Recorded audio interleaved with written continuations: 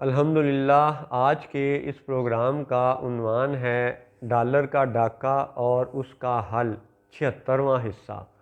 اعوذ باللہ من الشیطان الرجیم، بسم اللہ الرحمن الرحیم۔ الصلاۃ والسلام علیک یا سیدی یا رسول اللہ وعلی ازواجک و اصحابک و آلک یا سیدی یا حبیب اللہ۔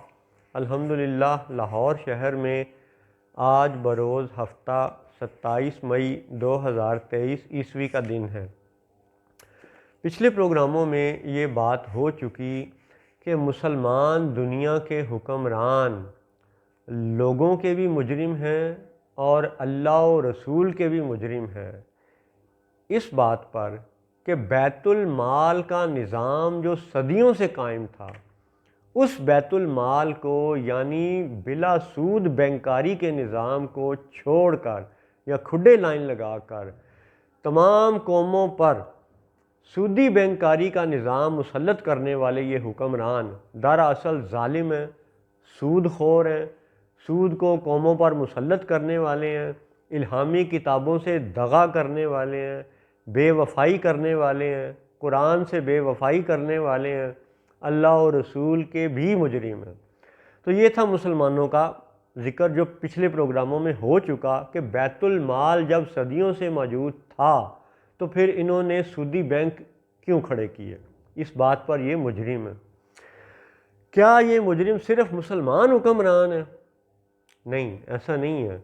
آج بھی آپ اس زمینی دنیا کو، حقائق کو دیکھیں کہ وہ جو بینکوں کے اور بڑے مالیاتی اداروں کے مالکان ہیں وہ آج بھی صہیونی ٹولہ ہے۔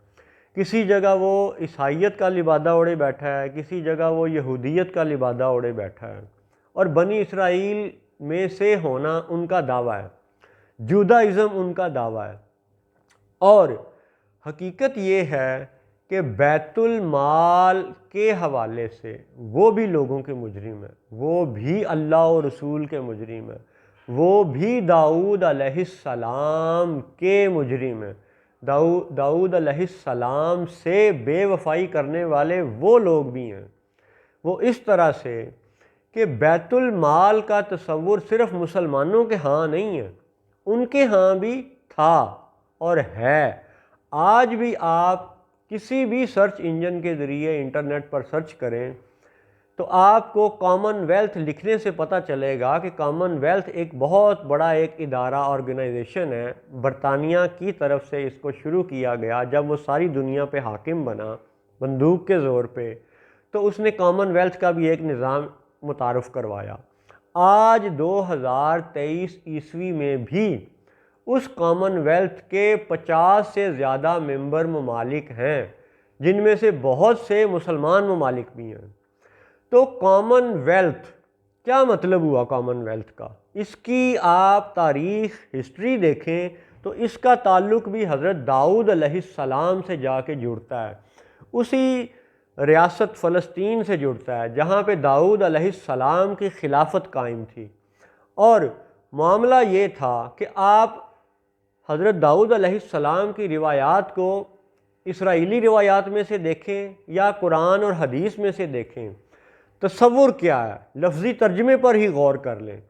کامن ویلتھ یعنی مشترکہ دولت، تو جب دولت وہ تھی ہی مشترکہ تو واٹ ڈز اٹ مین کہ وہ بیت المال تھا، اور بیت المال کا تصور صرف 15 صدیاں پہلے مکہ مدینہ سے شروع نہیں ہوا، یہ تو ہزاروں سال قبل بنی اسرائیل سے چلتا آ رہا تھا۔ اور کامن ویلتھ کا مطلب ہے کہ یہ ایسی مشترکہ دولت ہے، یہ ایسا بیت المال ہے کہ جس پہ کامن پیپل، عوام الناس کا حق ہے۔ تو جب عوام الناس کا حق ہے تو پھر کامن ویلتھ کے مال پر سود کوئی نہیں ہے، کیونکہ سب کا حق ہے، کامن ویلتھ ہے، بیت المال ہے۔ یعنی حضرت داؤد علیہ السلام کے دور میں بھی بیت المال تھا۔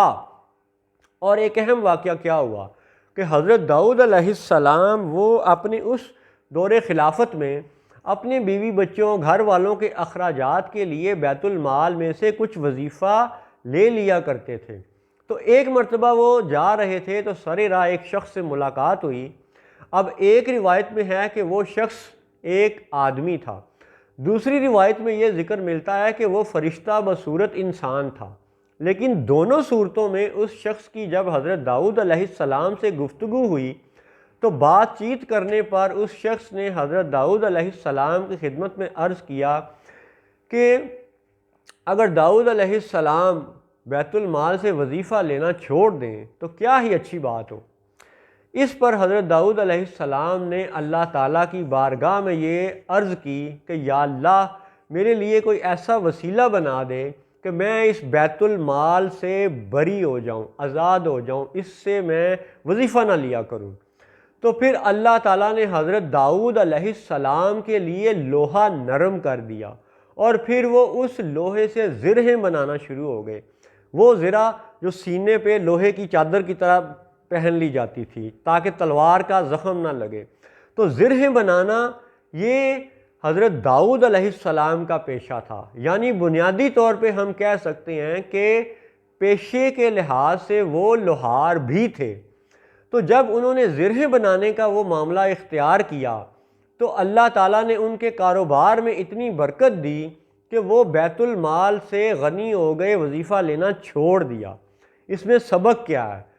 مسلمانوں کے لیے بھی اور بنی اسرائیل کے ان آج کے نام نہاد حکمرانوں کے لیے بھی کہ حاکم وقت یعنی خلیفہ وہ ایسا ہونا چاہیے کہ داؤد علیہ السلام کی طرح وہ بیت المال میں سے یعنی قومی خزانے میں سے وظیفہ نہ لے۔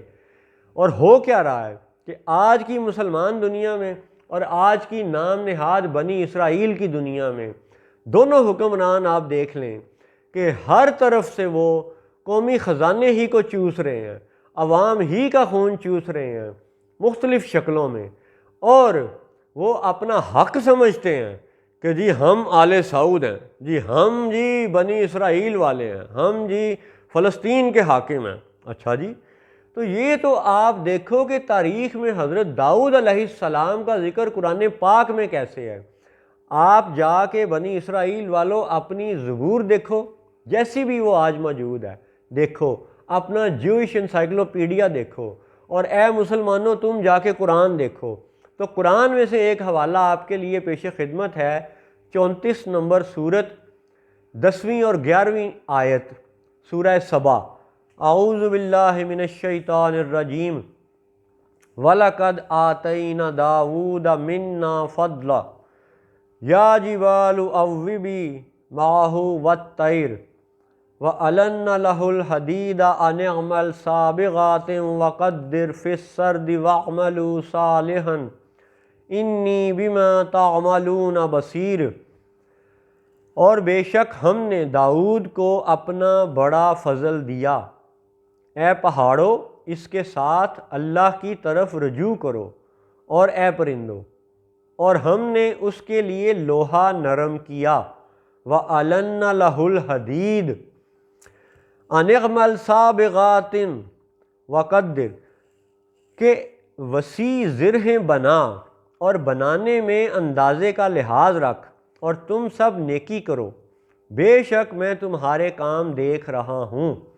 یہ 10ویں اور 11ویں آیتیں ہیں سورہ سبا کی 34 نمبر سورت کی۔ اس میں لفظ داؤد بڑا واضح طور پہ بیان ہے، صاف ظاہر ہے کہ قرآن میں بھی وہی بیان ہے جو بنی اسرائیل کی روایات میں بیان ہے کہ حضرت داؤد علیہ السلام نے بیت المال سے غنا برتنے کے لیے، بیت المال سے وظیفہ نہ لینے کے لیے اللہ سے جو دعا مانگی وہ قبول ہوئی، ان کے لیے لوہا نرم کر دیا گیا۔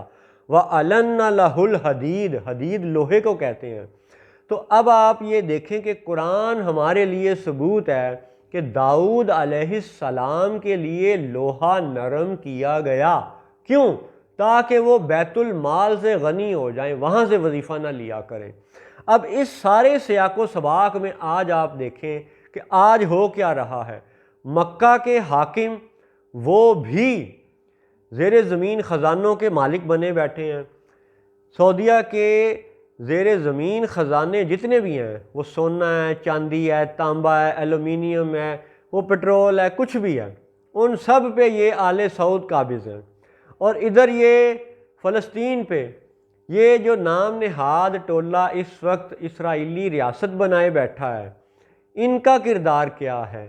یہ بھی داؤد علیہ السلام کی تعلیمات کو بھول چکے ہیں، اور بیت المال یعنی کامن ویلتھ، بیت المال سے، کامن ویلتھ سے بے وفائی کرنے والے دونوں اس وقت دو قبلوں پر حاکم ہیں۔ تو کیا آج بیت المال کا تصور کامن ویلتھ سے کوئی مختلف ہے؟ بالکل مختلف نہیں ہے۔ حضرت داؤد علیہ السلام کے دور سے بیت المال چلتا چلا آ رہا ہے، اور آج بھی کامن ویلتھ نام کا ادارہ اس بات کا ثبوت ہے کہ بیت المال حضرت داؤد علیہ السلام کی نسبت سے بھی قائم رہا ہے اور آج بھی ہے۔ تو جب کامن ویلتھ، بیت المال دونوں طرف ہے، بنی اسرائیل کے ہاں بھی، مسلمانوں کے ہاں بھی، تو پھر کامن ویلتھ، پھر سود کیسا؟ یہ تو کامن پیپل کا اثاثہ ہے، یعنی لوگوں کے لیے بلا سود بینکاری کا نظام قائم کرنا دونوں کی ذمہ داری ہے، بنی اسرائیل والوں کی بھی اور محمد رسول اللہ صلی اللہ علیہ وسلم کا کلمہ پڑھنے والے مسلمانوں کی بھی، اور یہ دونوں بیت المال کو لاگو کرنے کے ذمہ دار ہیں، کیونکہ اللہ نے انہیں ملک عطا کیا ہے، حکم عطا کیا ہے، قلم عطا کی ہے، بندوق عطا کی ہے، ترازو عطا کیا ہے، یعنی تمام لوازمات جب اللہ نے ان کے دائرہ اختیار میں دیے ہیں تو ان سے بروز حشر پوچھا جائے گا کہ بتاؤ بھائی، بیت المال تو صدیوں سے قائم تھا، تم نے تو صرف اس کو چلانا تھا، تو کیوں نہیں چلایا؟ لہٰذا یہ دونوں قبلے والے آج 2023 عیسوی میں اللہ اور رسول کے مجرم بھی ہیں، حقوق العباد کے حوالے سے لوگوں کے مجرم بھی ہیں، کیونکہ دونوں ہی کامن ویلتھ یعنی بیت المال سے بے وفائی کرنے والے ہیں۔ اللہ تعالی ہدایت عطا فرمائے اور انہیں حقوق العباد کا صحیح معاملہ کرنے کی ہدایت عطا فرمائے۔ السلام علیکم ورحمۃ اللہ وبرکاتہ۔